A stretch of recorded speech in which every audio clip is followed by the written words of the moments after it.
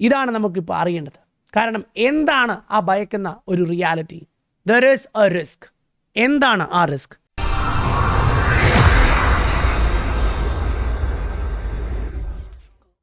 കഴിഞ്ഞ 2 പതിറ്റാണ്ടുകൾക്ക് ശേഷം കാനഡയിൽ ഒരു കാര്യം ആദ്യമായി നടക്കുകയാണ്. അല്ല എങ്കിൽ 2 പതിറ്റാണ്ടുകൾക്ക് ശേഷമാണ് കാനഡയിൽ ഇതിപ്പോൾ സംഭവിക്കുന്നത്. ഇതിൻ്റെ ഇമ്പോർട്ടൻസ് നിങ്ങൾ മനസ്സിലാക്കണം.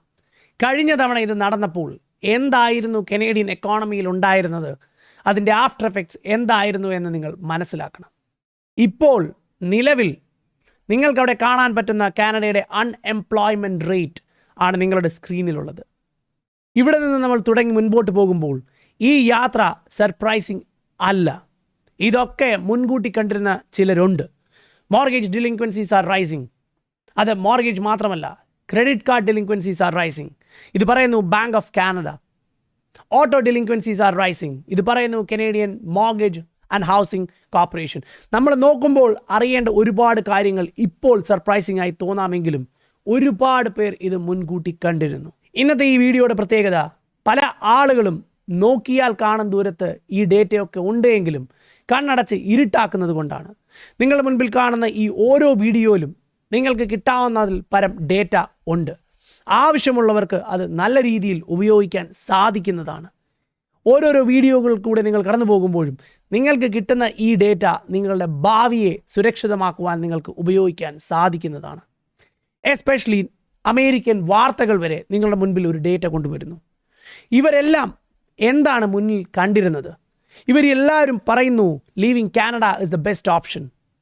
Y so many immigrants are leaving Canada? 1 വർഷം മുൻപ്, 6 മാസം മുൻപ്, 3 മാസം മുൻപ്, 1 മാസം മുൻപ് എല്ലാം വീഡിയോസായി വരികയാണ്. നോക്കുക, ചിലർക്കൊക്കെ 3 മില്യൺ ഫോളോവേഴ്സ് ഉണ്ട്, ചിലർക്ക് 10 മില്യൺ ഫോളോവേഴ്സ് ഉണ്ട്. ഒരുപാട് വലിയ ചാനലുകളും ചെറിയ ചാനലുകളും അവരുടെ അനുഭവം ഷെയർ ചെയ്യുന്നു. ഇതിൽ നിങ്ങൾ കണ്ട് മനസ്സിലാക്കേണ്ട കാര്യം, ഫൈനാൻഷ്യലി ഇൻഡിപെൻഡൻ്റ് ആയിട്ടുള്ളവർ ഐ എം ലീവിങ് കാനഡ എന്ന് തന്നെയാണ് പറയുന്നത്. 3 ലക്ഷം വ്യൂവേഴ്സ് ഉള്ള ആളുകൾ, 3.5 ലക്ഷം വ്യൂവേഴ്സ് ഉള്ള ആളുകൾ എല്ലാവരും നിങ്ങളുടെ മുൻപിൽ വന്ന് ആ ഡീറ്റെയിൽ തരുമ്പോൾ അവരുടെ പല വീഡിയോസിൽ പല കാര്യങ്ങൾ ക്ലിയറായി അവർ പറയുന്നു. 1 മില്യൺ ഫോളോവേഴ്സ് ഉള്ള ഈ family why we are leaving Canada, അല്ലെങ്കിൽ we are leaving Canada and here's why എന്ന് പറഞ്ഞ് എൻ്റെ ബ്രേക്ക് ഡൗൺ തരുന്നു.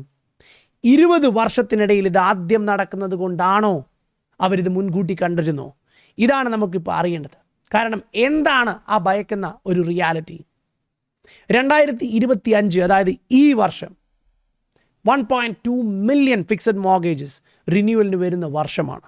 അതിൻ്റെ ഇമ്പോർട്ടൻസ് നിങ്ങൾ മനസ്സിലാക്കണം. കാരണം കനേഡിയൻ മോർഗേജ് അസോസിയേഷൻ്റെ വെബ്സൈറ്റിൽ അവർ പറയുന്നത്, ശ്രദ്ധിച്ച് കേൾക്കുക, 2.2 മില്യൺ കനേഡിയൻ ഹോം ഓണേഴ്സ് ഈ വരുന്ന 2025-ലും 2026-ലും അവരുടെ മോർഗേജ് റിന്യൂവലിൽ വരികയാണ്.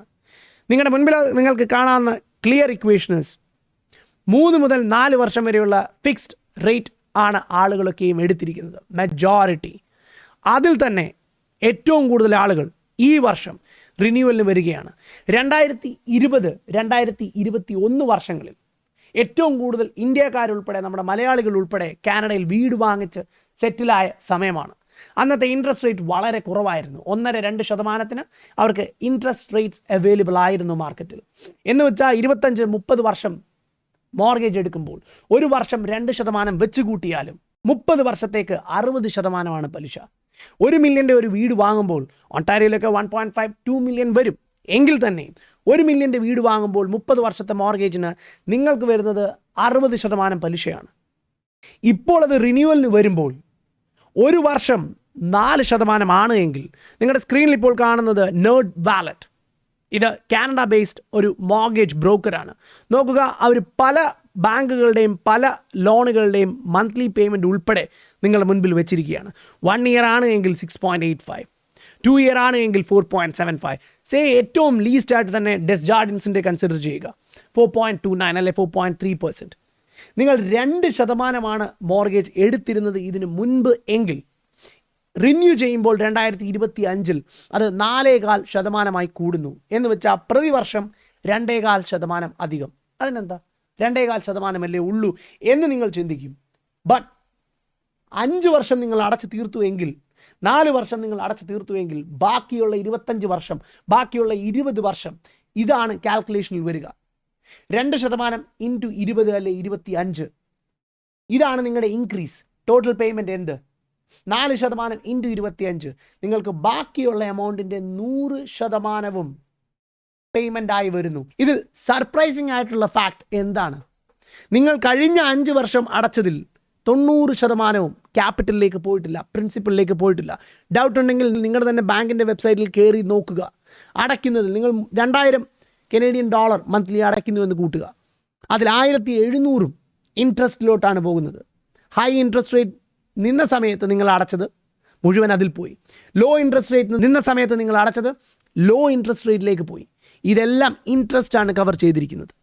നിങ്ങൾ മുൻപിൽ കാണുന്ന കറണ്ട് ഇൻട്രസ്റ്റ് റേറ്റ് സിനാരിയോയിൽ നിങ്ങൾക്ക് ക്ലിയർ ആയിട്ടൊരു കാര്യം മനസ്സിലായി. ഇന്നത്തെ ഇൻട്രസ്റ്റ് റേറ്റ് അന്നുള്ളതിൽ കൂടുതലാണ്. എങ്ങനെ വന്നാലും നിങ്ങളുടെ പേയ്മെൻറ്റ് 20, 30, 40, 50% മുകളിൽ പോകാനുള്ള സാധ്യതകൾ കൂടുതലാണ്.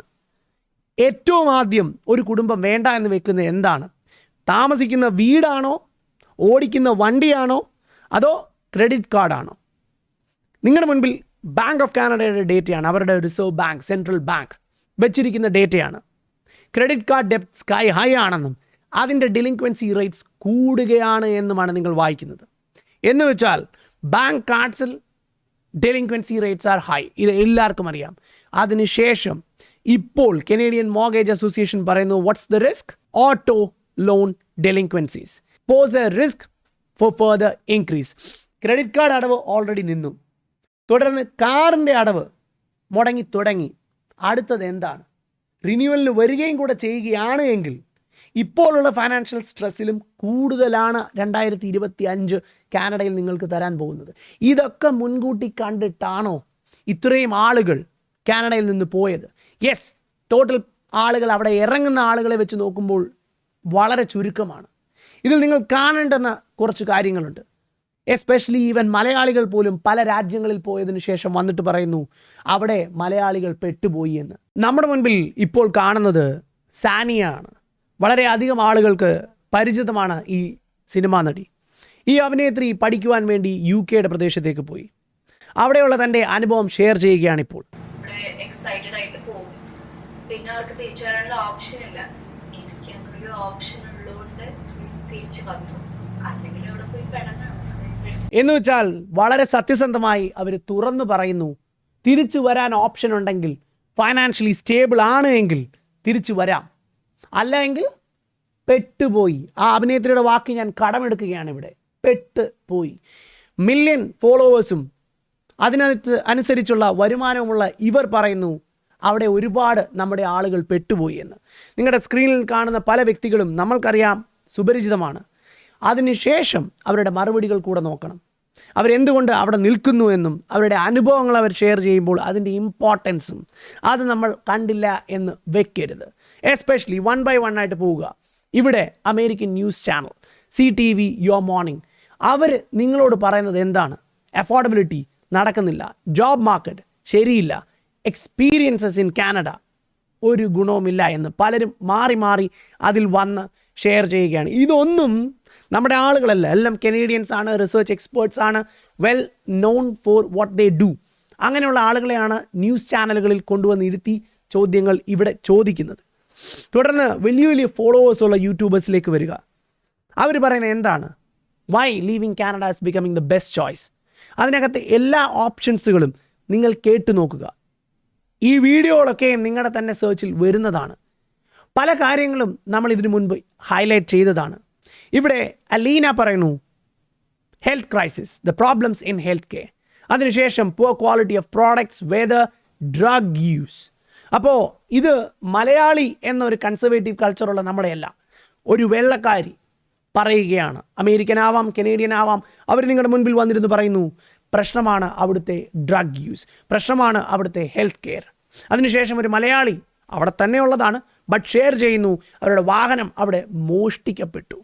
ഓരോ ആളുകളുടെ എക്സ്പീരിയൻസ് അവർ ഷെയർ ചെയ്യുമ്പോൾ നിങ്ങൾ മനസ്സിലാക്കുക ഇതിൽ ഒരുപാട് വ്യത്യാസങ്ങളുണ്ട്. 1 മില്യൺ ഫോളോവേഴ്സുള്ള ഈ വ്യക്തി കുടുംബമായ ആ രാജ്യം വിട്ടു എന്ന് പറയുമ്പോൾ ചിന്തിക്കുക, അദ്ദേഹത്തിന് വരുമാനമില്ലാഞ്ഞിട്ട് അല്ല. ഏത് രാജ്യത്ത് പോയാലും ഓൺലൈനാണ്, വ്യൂവേഴ്സ് ഉണ്ട്, കാശ് ഉണ്ടാക്കുന്നുണ്ട്. അപ്പോൾ ഒരു ഫോളോവേഴ്സും ഇല്ലാത്ത, വരുമാനം തീരെ ഇല്ലാത്ത ആളുകൾ കാനഡയിൽ നിന്നുകൊണ്ട് ഇത് പറയുന്നവരെ കുറ്റം പറയുന്നുവെങ്കിൽ അവരുടെ ഉദ്ദേശം എന്ത് എന്ന് നിങ്ങൾ മനസ്സിലാക്കണം. അവർക്ക് അതുവഴി ഫോളോവേഴ്സിനെ കിട്ടണം. ഇത് പറയുമ്പോഴായിരിക്കും അവർക്ക് ആദ്യമായി വ്യൂവേഴ്സിനെ കിട്ടുന്നത്. ബട്ട് എല്ലാവരും ആ കാറ്റഗറിയിലുള്ളവരല്ല. പഠിത്തവും വിവരവും വിദ്യാഭ്യാസവും അതിനനുസരിച്ചുള്ള വരവും ഉള്ളവരാണ്. അങ്ങനെയുള്ളവർ ആ രാജ്യം വിടുമ്പോൾ അവരുടെ റീസൺസ് നിങ്ങളുടെ ഫ്രണ്ടിലുണ്ട്. നോക്കുക, സീസണൽ ഡിപ്രഷൻ, വിൻ്റർ വരുമ്പോഴുള്ള ഡിപ്രഷനെ കുറിച്ച് പറഞ്ഞു. കോസ്റ്റ് ഓഫ് ലിവിങ്, സത്യമാണ്, സാധനങ്ങൾക്ക് വില ഇത്രയും അധികമാണ്. അവരെ സംബന്ധിച്ച് അവരുടെ കൾച്ചർ ഇസ്ലാമിക് എൻവയൺമെൻറ്റ്, അവരതിന് പ്രയോറിറ്റി കൊടുക്കുന്നു. ബീങ് വിസിബിൾ എന്ന് വെച്ചാൽ നിങ്ങളിടുന്ന ഡ്രസ്സുകളും കാര്യങ്ങളും. കംഫർട്ട്, മറ്റു രാജ്യങ്ങളിലെ പോലെ നിങ്ങൾക്ക് കിട്ടില്ല. കിട്ടണമെങ്കിൽ you should be A millionaire or A billionaire. അങ്ങനെ ഒരു മില്യനെയർ ആവാൻ സാധ്യത കൂടുതലുള്ള ഈ വ്യക്തി പറയുന്നു ഇറ്റ്സ് നോട്ട് കംഫർട്ടബിൾ. ബിലീഫ്, വളരെ കൺസർവേറ്റീവ് ആയിട്ടുള്ളൊരു ഫാമിലി ആയിട്ട് തോന്നുന്നു എങ്കിൽ തന്നെയും അദ്ദേഹവും പറയുന്നു ബിലീഫ്, കൾച്ചർ, വ്യക്തിത്വം ഇതെല്ലാം അവർക്ക് ഇമ്പോർട്ടൻ്റ് ആയതുകൊണ്ടാണ് അവർ മാറുന്നു എന്നത്. നിങ്ങളുടെ മുൻപിലുള്ള എല്ലാ കാര്യങ്ങളിലും ഒരു കാര്യം വളരെ ക്ലിയറാണ്. ഇവരെല്ലാം മുൻകൂട്ടി ചിന്തിക്കുകയാണ്. അടുത്ത 5 വർഷത്തേക്ക്, അടുത്ത 10 വർഷത്തേക്ക് അവർ ചിന്തിക്കുന്നു. ഇങ്ങനെ ചിന്തിക്കുമ്പോൾ ഇവരെല്ലാം ഫൈനാൻഷ്യൽ അസസ്മെൻ്റ് എടുത്തിട്ടാണോ എന്നുള്ളത് നമുക്ക് അറിയില്ല. എങ്കിൽ തന്നെയും എല്ലാവരുടെയും റീസൺസിൽ വളരെ ഇമ്പോർട്ടൻ്റ് ആയിട്ട് വരുന്ന പല കാര്യങ്ങളുണ്ട്. ഇതെല്ലാം റിപ്പീറ്റഡ് ആയിട്ട് വരുന്നതായിട്ട് നിങ്ങൾക്ക് തോന്നാം. ബട്ട് അതിൻ്റെ ഇമ്പോർട്ടൻസ് മനസ്സിലാക്കുക. ഒരുപാട് ആളുകൾ അവിടെ നിന്ന് മാറുമ്പോൾ നിങ്ങളുടെ മുൻപിൽ വെക്കുന്ന കാര്യങ്ങൾ, homelessness, poverty, drug use, crimes, culture എല്ലാം നിങ്ങളുടെ ഫ്രണ്ടിൽ വരുന്നു. പല ആളുകളും വളരെ ഓപ്പണായിട്ട് പറയുന്നു health care is not good. അവർക്ക് അതിനെപ്പറ്റി ഒട്ടും താല്പര്യമില്ല. ഇവിടെ നോക്കൂ, അവിടെ വന്ന് മടങ്ങിപ്പോയ ഒരു കുടുംബം നിങ്ങളുടെ മുൻപിൽ ഓപ്പൺ അപ്പായി പറയുകയാണ്. During the winters, people, mental health is real because I realize that when you're confined indoors, your mood drops. Second is the cost of living. In Canada, the cost... അവർ വളരെ ഓപ്പണായി പറഞ്ഞു അവിടെ കോസ്റ്റ് ഓഫ് ലിവിങ് വളരെ അധികമാണ് എന്ന്. Third, എന്താണ് അവർ നിങ്ങളുടെ മുൻപിൽ വെച്ചിരിക്കുന്നത്? Health care. അവിടുത്തെ ഹെൽത്ത് കെയർ തീരെ ശരിയില്ല, വളരെ പുവറാണ് എന്ന് പറയുന്നു. അവരുടെ 5ാമത്തെ ഇമ്പോർട്ടൻറ്റ് ഫാക്ടർ എന്താണ്? School system. അവിടുത്തെ കുഞ്ഞുങ്ങളെ പഠിപ്പിക്കുന്ന രീതി ശരിയില്ല എന്ന് പറഞ്ഞാണ് അവർ മാറുന്നത്, മറ്റൊരു രാജ്യത്തേക്ക് മടങ്ങിപ്പോകുന്നത്. 2 പതിറ്റാണ്ടുകൾക്ക് ശേഷം ആ രാജ്യത്ത് വരാൻ പോകുന്ന എല്ലാ പ്രതിസന്ധികളും മുൻകൂട്ടി കണ്ടിട്ടാണോ ഇവർ അവിടെ നിന്ന് പോകുന്നത് എന്ന ചോദ്യം ഇപ്പോൾ നമ്മൾ ചോദിക്കേണ്ടത് തന്നെയാണ്. കാരണം നല്ല വരുമാനമുള്ളവർ, ഇച്ചിരി ചിന്തിക്കാൻ ശേഷിയുള്ളവർ അവിടെ നിന്ന് പുറത്തോട്ട് പോകുകയാണ്. നമ്മൾ കേട്ടു പല രാജ്യങ്ങളിലും പോയുള്ളവർ പെട്ടുപോകുകയാണ്. ലോൺ എടുത്ത് പോകുന്നു, അവർക്ക് ബാധ്യതയാണ്. തിരിച്ച് നാട്ടിൽ വരാൻ പറ്റുകയില്ല. നാട്ടിൽ വരാൻ ഒന്നുമില്ല. ഇവിടെ ഉള്ളത് വിറ്റ് പെറുക്കി പോയ ആളുകളുമുണ്ട്. അവരും അവിടെ ട്രാപ്ഡാണ്. പെട്ടുപോയി എന്ന വാക്കുകൾ തന്നെയാണ് സെലിബ്രിറ്റികൾ വരെ ഉപയോഗിക്കുന്നത്. അപ്പോൾ നമ്മുടെ മുൻപിലുള്ള ഈ ഡേറ്റ, ഈ വീഡിയോസ് എല്ലാം ഒരു കാര്യം വളരെ വ്യക്തമായി കാണിക്കുന്നു. There is A risk. എന്താണ് ആ റിസ്ക്? നിങ്ങളുടെ സ്ക്രീനിൽ കാണുന്നത് അതിനുത്തരമാണ്. കഴിഞ്ഞ 20 വർഷങ്ങൾക്ക് ശേഷം ഒരു 6 മന്ത് അല്ലെ ഒരു ക്വാർട്ടർലി ക്ലോസ് നിങ്ങൾക്ക് കിട്ടിയിരിക്കുകയാണ് US ഡോളർ ടു കനേഡിയൻ ഡോളറിൻ്റെ ഈ ചാർട്ടിൽ. അത് താഴെ വന്നിരിക്കുകയാണ്. ഇവിടെ മന്ത്ലി ആൻഡ് ക്വാർട്ടർലി ക്ലോസ് ചെയ്തിരിക്കുകയാണ്. ഇതിനു മുമ്പ് നിങ്ങൾ ക്വാർട്ടർലി ചാർട്ടിൽ പോയാലും മന്ത്ലി ചാർട്ടിൽ പോയാലും you can see one thing for clear. അതൊക്കെ ബൗൺസ് ബാക്ക് ചെയ്തിരുന്നു. There was something behind it. Canadian economy bounce back ചെയ്തിരുന്നു. അത് 2016 2020 കൊറോണ ക്രൈസിസിലാണെങ്കിലും. കൊറോണ കാലഘട്ടത്തിൽ കൊറോണ ക്രൈസിസ് നടക്കുമ്പോൾ ബൗൺസ് ബാക്ക് ചെയ്ത കനേഡിയൻ ഡോളർ ഇപ്പോൾ എന്തുകൊണ്ട് ചത്ത് വീഴുന്നു? US ഡോളറിനെതിരെ 20 വർഷത്തിന് ശേഷം കനേഡിയൻ ഡോളർ ഇടിയുമ്പോൾ, കഴിഞ്ഞ തവണ ഇതേ അവസ്ഥയിൽ കനേഡിയൻ ഡോളർ ഇടിഞ്ഞു വീണപ്പോൾ എന്തായിരുന്നു ആ എക്കോണമിയിൽ നടന്നിരുന്നത് എന്ന് നിങ്ങൾ അറിയണം. അതാണ് നമ്മൾ നമ്മുടെ സ്ക്രീനിൽ അടുത്തതായി കൊണ്ടുവരുന്നത്. It's A huge thing. നിങ്ങൾ ഇന്ന് ആ രാജ്യത്ത് നിൽക്കുന്നുവെങ്കിൽ, ആ രാജ്യത്ത് തന്നെ തുടരുവാൻ നിങ്ങൾ ആഗ്രഹിക്കുന്നുവെങ്കിൽ ഇതറിയാതെ നിങ്ങൾ പോകരുത്. ഇത് തീർച്ചയായും വ്യക്തമായി അറിഞ്ഞിരിക്കണം. ഇൻട്രസ്റ്റ് റേറ്റ് ഡിഫറൻഷ്യൽ, ഇതാണ് ഇപ്പോൾ ഏറ്റവും ഇമ്പോർട്ടൻറ്റ്. കാരണം ഡോളർ എന്ത് ചെയ്യുകയാണ് എന്ന് നിങ്ങൾ നോക്കുക. Dollar is going up. ഇതൊരു 3 മന്ത് ക്വാർട്ടർലി ചാർട്ടാണ്. കനേഡിയൻ ഡോളർ നിങ്ങൾ കണ്ടു താഴോട്ട് ഇടിഞ്ഞ് പൊളിഞ്ഞ് വീഴുകയാണ്. അതേപോലെ തന്നെ നോക്കൂ, US ഡോളർ മുകളിലോട്ട് തന്നെ ട്രെൻഡ് ചെയ്തുകൊണ്ടിരിക്കുകയാണ്. ട്രംപ് എന്നൊരു പ്രസിഡന്റ് അവിടെ കയറുമ്പോൾ വരുന്ന വ്യതിയാനങ്ങളും അതിൽ കാണാൻ നമുക്ക് സാധിക്കും. ഇങ്ങനെയെങ്കിൽ കാനഡയുടെ അൺഎംപ്ലോയ്മെൻറ്റ് റേറ്റിന് എന്ത് സംഭവിക്കും? ഇപ്പോൾ നിങ്ങൾ കാണുന്നത് ലാസ്റ്റ് 45 വർഷത്തെ അൺഎംപ്ലോയ്മെൻറ്റ് ഹിസ്റ്ററിയാണ്. ആദ്യം ഇത് പറഞ്ഞാൽ മനസ്സിലാകാത്തവരാണെങ്കിൽ ഒരു വർഷത്തേക്ക് വരിക. നോക്കൂ, അൺഎംപ്ലോയ്മെൻറ്റ്, ജോലി ഇല്ലാത്ത ആളുകളുടെ എണ്ണം കൂടുകയാണോ കുറയുകയാണോ? നിങ്ങളുടെ മുൻപിൽ കാണുന്ന ഈ ചാർട്ടിൽ നിങ്ങൾക്ക് വളരെ വ്യക്തമാണ്, അത് കൂടുകയാണ്. ലാസ്റ്റ് ഒരു വർഷത്തിൽ അത് ക്രമാതീതമായി കൂടിക്കൊണ്ടിരിക്കുകയാണ്. ജോലി ഇല്ലാത്ത ആളുകളുടെ എണ്ണം, മില്യണേഴ്സിൻ്റെ എണ്ണമല്ല. അടുത്തത് ലാസ്റ്റ് 3 വർഷത്തെ ഡേറ്റ എടുക്കൂ. 2022 മെയ് മുതൽ 2025 ഇന്നീ ദിവസം വരെ അൺഎംപ്ലോയ്മെൻറ്റ് മുകളിലോട്ട് തന്നെ പോയിക്കൊണ്ടിരിക്കുകയാണ്. അൺഎംപ്ലോയ്മെൻറ്റ് 0.1% കൂടുമ്പോൾ ആ എക്കോണമിയിൽ ഉണ്ടാകുന്ന എഫക്ട്സ് നിങ്ങൾ അറിയണം. നിങ്ങളവിടെ ജോലി ചെയ്ത് ടാക്സ് അടയ്ക്കുന്ന ഒരു വ്യക്തിയാണ് എങ്കിൽ 30, 40, 50% നിങ്ങൾ ഇൻകം ടാക്സായി അവിടെ അടയ്ക്കുന്ന വ്യക്തി ആണ് എങ്കിൽ നിങ്ങൾ അടയ്ക്കുന്ന ടാക്സ് അവിടെ എന്തിനൊക്കെ ഉപയോഗിക്കുന്നു എന്ന് നിങ്ങൾ ചിന്തിക്കുക. അൺഎംപ്ലോയിഡ് ആയിരിക്കുന്ന ആളുകൾക്ക് കൊടുക്കാൻ വേണ്ടിയും അവരുടെ കുടുംബത്തെ പോറ്റാൻ വേണ്ടിയും ഉപയോഗിക്കുന്നു. ഗുഡ്. ബട്ട് നിങ്ങളുടെ ജോലി പോയി കഴിഞ്ഞാൽ ആ കിട്ടുന്ന വരുമാനത്തിൽ നിങ്ങൾക്ക് നിൽക്കാൻ സാധിക്കുമോ? മോർഗേജ് ഉണ്ടോ? കാർ ലോൺ ഉണ്ടോ? ക്രെഡിറ്റ് കാർഡ് ഡെപ്റ്റ് ഉണ്ടോ? ഇതിൻ്റെയൊക്കെ കാണിച്ച ഡിലിൻക്വൻസിയിൽ നിങ്ങളും പെടുമോ? ഇപ്പോൾ ഉള്ള പേ ചെക്ക്, ജോലി അതില്ലാതായാൽ പ്രശ്നം വരുമോ? ഇത് നിങ്ങൾ ചിന്തിക്കേണ്ട സമയം അതിക്രമിച്ചിരിക്കുന്നു. കാരണം മാക്സിമം ഹിസ്റ്ററിയിലേക്ക് തിരിച്ചു പോകൂ. ഓരോ തവണയും ഇപ്പോൾ വെറും 6% നിൽക്കുന്നത് അൺഎംപ്ലോയ്മെൻറ്റ് ഡേറ്റ.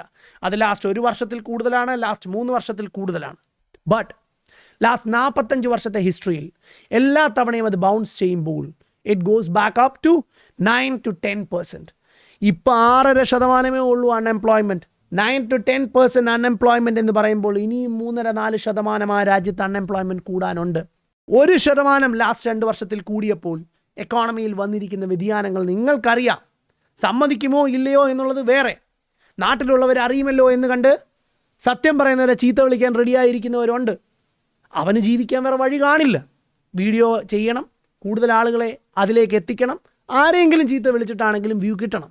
ബട്ട് അതല്ല, സത്യമായി നിങ്ങളുടെ മുൻപിൽ ഡേറ്റയായി കൊണ്ടുവന്ന് അത് മനസ്സിലാക്കാൻ ബുദ്ധിയും ബോധവുമുള്ളവർക്ക് മനസ്സിലാക്കാൻ വേണ്ടി അത് പ്രസൻറ്റ് ചെയ്യുന്നത് ഒരു രീതിയാണ്. അതെല്ലാവർക്കും ഇഷ്ടപ്പെടില്ല. ബട്ട് നിങ്ങളുടെ മുൻപിൽ ഇരിക്കുന്നത് ട്രേഡിംഗ് എക്കോണമിക്സ് എന്ന ഡേറ്റയാണ്. ആ ഡേറ്റ ക്ലിയറായി കാണിക്കുന്നു ഹിസ്റ്റോറിക്കൽ ഹൈസ് വേർ 13%. അവിടേക്ക് തിരിച്ചു പോകുമോ എന്നറിയില്ല. എന്നാൽ എല്ലാ തവണയും ആവറേജായി നോക്കിയാൽ 9 to 10% അൺഎംപ്ലോയ്മെൻ്റ് ആണ്. അതിൻ്റെ ഇമ്പോർട്ടൻസ് നിങ്ങൾ മനസ്സിലാക്കുക. കാരണം ഇപ്പോൾ ആ അൺഎംപ്ലോയ്മെൻ്റ് അത്രമാത്രം ചെറുതായി കൂടുമ്പോൾ ഡിലിൻക്വൻസീസ് കൂടുകയാണ്. മോർഗേജ് അടയ്ക്കാത്തവരുടെ എണ്ണം കൂടുകയാണ്. ഫ്രജൈൽ ഫൈനാൻഷ്യൽ സ്റ്റേറ്റിലാണ് കനേഡിയൻസ് എന്നുള്ള ന്യൂസുകൾ വന്നുകൊണ്ടിരിക്കുകയാണ്. വെറും 1.5 മാസം മുൻപ് 2 മാസം മുൻപ് വന്നിരിക്കുന്ന ന്യൂസാണ് ഇത്. കനേഡിയൻ ന്യൂസാണ്. അവർ തരുന്ന ഈ എല്ലാ ഡേറ്റയും വളരെ ക്ലിയറായി നിങ്ങൾ കാണുകയാണ്, മനസ്സിലാക്കുകയാണ് എങ്കിൽ നിങ്ങൾക്കും ഇന്നറിയാം 20 വർഷങ്ങൾക്ക് ശേഷം കനേഡിയൻ ഡോളർ താഴെ ക്ലോസ് ചെയ്തതിൻ്റെ അർത്ഥം. ഇനി നിങ്ങളൊരു ടെക്നിക്കൽ അനാലിസ്റ്റ് ആണെന്ന് കൂട്ടുക. എവിടെ വരെ ഇത് പോകാൻ സാധിക്കുമെന്ന് നിങ്ങൾ ചിന്തിക്കുന്നു? അതാണ് ഈ ട്രെൻഡ് ലൈൻ. ഈ ട്രെൻഡ് ലൈൻ അനുസരിച്ചാണ് എങ്കിൽ കനേഡിയൻ ഡോളർ ഇനിയും താഴോട്ട് വരണം. ചോദ്യം ഒന്നേ ഉള്ളൂ, കനേഡിയൻ ഡോളർ അടുത്ത 8-10% താഴെ വീഴുമ്പോൾ നിങ്ങളുടെ ഫൈനാൻഷ്യൽ സിറ്റുവേഷൻ എന്താണ് ആ രാജ്യത്ത്? കനേഡിയൻ ഡോളർ മൂല്യം ഇടിയുമ്പോൾ ഇന്ത്യയിൽ നിങ്ങൾക്ക് ലോൺ ഉണ്ട് എങ്കിൽ ആ ലോൺ അടവ് ഡോളർ ടേംസിൽ കൂടുമോ ഇല്ലയോ? അത് പറഞ്ഞ് ഈ വീഡിയോ അവസാനിപ്പിക്കാൻ ഞാൻ ആഗ്രഹിക്കുകയാണ്. കനേഡിയൻ ഡോളർ ടു INR ആ ചാർട്ടാണ് നിങ്ങളുടെ മുൻപിൽ. ലോക്കൽ ഹൈസ് ഉണ്ടാക്കിയിരിക്കുന്നത് 63-ലും ഇപ്പോൾ 60-ലുമാണ്. ലോക്കൽ ലോ 58.7 ഇപ്പോൾ ഓൾറെഡി വന്നിട്ടുണ്ട്. എന്ന് വെച്ചാൽ ഹിസ്റ്റോറിക്കൽ പാറ്റേൺ അനുസരിച്ചാണ് എങ്കിൽ you will see something big. എന്ത്? ലാസ്റ്റ് ടൈം ഇതേപോലൊരു ക്രൈസിസ് ഉണ്ടായപ്പോൾ 30% അത് താഴെ വീണു. ഇന്നത്തെ കണക്ക് പ്രകാരം 30% താഴെ വീഴുക എന്ന് പറഞ്ഞാൽ എന്താണ്? 40 അതിലേക്ക് വരിക. CAD to INR റേഷ്യോ 60-ൽ നിന്ന് 40 ആയാൽ നിങ്ങൾക്ക് INR-ൽ നിങ്ങൾ അടയ്ക്കുന്ന ലോൺ എത്ര കനേഡിയൻ ഡോളർ കൂടുതൽ അടയ്ക്കേണ്ടി വരും? ഇപ്പോൾ ഉള്ള പ്രതിസന്ധി എന്ന ആ സിറ്റുവേഷൻ മാറ്റിവെക്കൂ. ഒരു പ്രതിസന്ധിയുമില്ല, കാനഡയിൽ നല്ല ജോലിയുണ്ട് എന്ന് ചിന്തിക്കൂ. ഇത് മാത്രം സംഭവിച്ചാൽ നിങ്ങളുടെ അടവ് എത്ര കൂടും? ഇനി ആ അടവ് അങ്ങനെ തന്നെ നിൽക്കെ അവിടെ പ്രതിസന്ധി കൂടെ ഉണ്ട് എങ്കിൽ എന്താണ് അതിനർത്ഥം? ഈ ചോദ്യങ്ങൾക്കൊക്കെ മറുപടി നിങ്ങളാണ് പറയേണ്ടത്. കാരണം അവിടെ നിങ്ങൾ നിൽക്കുന്നുവെങ്കിൽ അത് നിങ്ങളുടെ ബാധ്യതയാണ്.